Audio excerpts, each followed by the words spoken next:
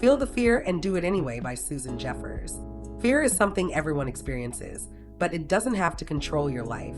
In Feel the Fear and Do It Anyway, Susan Jeffers explains that fear is a natural part of growth, and the only way to overcome it is to take action despite feeling afraid. The book is divided into two main sections. First, understanding why fear holds us back, and second, learning practical tools to move forward. Jeffers' core message is that confidence comes after you act, not before, and waiting for fear to disappear will only keep you stuck. The first chapter dives into the common fears people face, such as fear of failure, rejection, or the unknown. Jeffers explains that these fears often stem from a deeper belief that we won't be able to handle whatever happens. For example, someone might avoid asking for a promotion because they fear rejection, but the real issue is the thought, if I get rejected, I won't be able to cope. She introduces the idea that fear is not about actual danger, but about our perception of it. The more we avoid something, the bigger the fear grows, creating a cycle of hesitation and regret. To break this cycle, Jeffers presents 5 key truths about fear in the second chapter. The first truth is that fear never truly goes away. Every time we step out of our comfort zone, fear follows. The second truth is that the only way to reduce fear is to face it head on. The third truth is that action must come before confidence, meaning we can't wait to feel ready before trying something new. The fourth truth is that self-doubt is normal, and even successful people question themselves. The fifth truth is that living with regret is often more painful than pushing through fear. These truths help reframe fear as something manageable rather than something to avoid. The third chapter introduces the concept of moving from a pain mindset to a power mindset. A pain mindset is rooted in helplessness, where people believe they have no control over their lives. A power mindset, on the other hand, is about taking responsibility and recognizing that every choice we make shapes our future. Jeffers suggests replacing disempowering phrases like, I can't with I choose not to, which shifts the focus from limitation to personal agency. She also encourages readers to examine the hidden benefits of staying fearful, such as avoiding responsibility or staying in a familiar but unfulfilling situation. Decision-making is another major source of fear, which Jeffers addresses in the 4th chapter. Many people struggle with choices because they believe there's a right and wrong answer, leading to paralysis.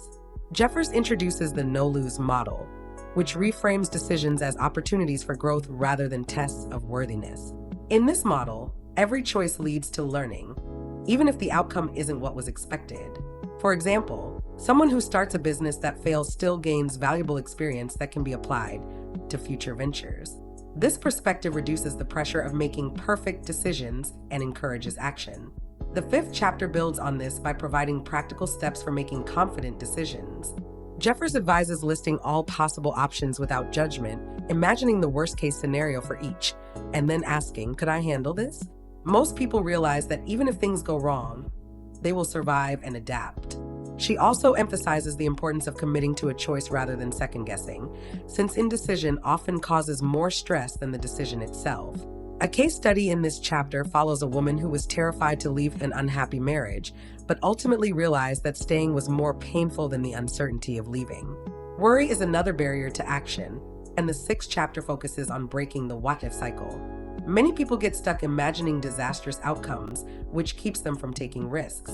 Jeffers suggests writing down every fear, then countering each one with a realistic solution. For example, if someone is afraid of public speaking, they might worry, what if I forget my lines?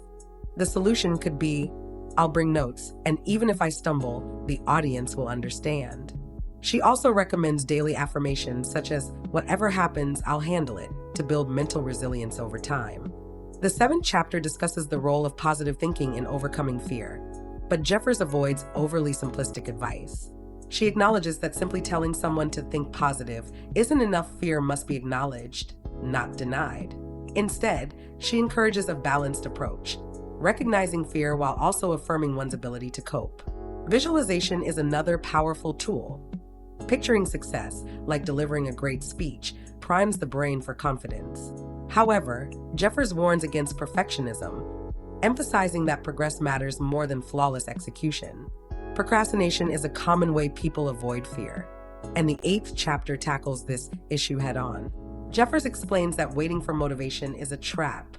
Action must come first.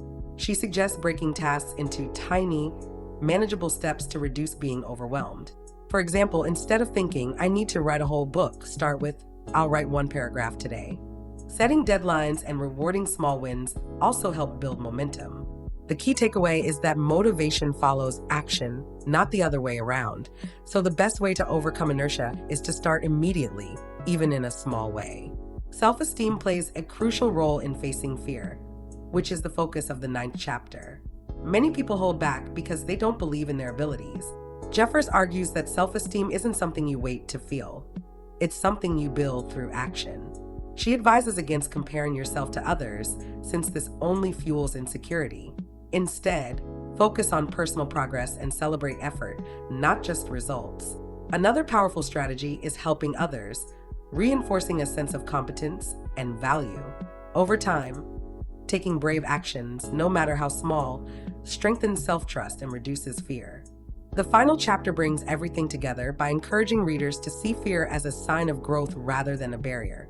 Jeffers shares inspiring stories of people who took bold steps, changing careers, ending toxic relationships, pursuing creative passions, and thrived despite initial fear.